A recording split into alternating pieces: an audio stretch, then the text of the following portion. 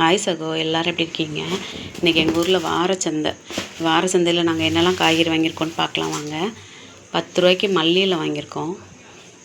அப்புறம் இந்த 2 காலிஃப்ளவர் சேர்த்து 20 ரூபா. அப்புறம் தக்காளி வந்து 1.5 கிலோ 50 ரூபா. அதே மாதிரி பல்லாரியும் 1.5 கிலோ 50 ரூபா. இது வந்து கூரில் வாங்கின கேரட்டு 1/2 கிலோ இருக்குன்னு நினைக்கிறேன், 15 ரூபா. இது வந்து பீட்ரூட் வந்து 20 ரூபா. அதுவுமே கூரில் வாங்கினது தான். இஞ்சி 30 ரூபாய்க்கு வாங்கியிருக்கு. இஞ்சி பூண்டு ஒரு 30 ரூபாய்க்கு. அப்புறம் சின்ன வெங்காயம் வந்து 1/2 கிலோ வாங்கியிருக்கோம். கிலோ 50 ரூபா. 1/2 கிலோ வாங்கியிருக்கு. 1/2 கிலோ 25 ரூபா. ஏற்கனவே கொஞ்சம் இருக்கிறதுனால அது கொஞ்சம் கம்மியாக வாங்கிட்டோம். அப்புறம் உருளைக்கிழங்கு, பல்லாரி.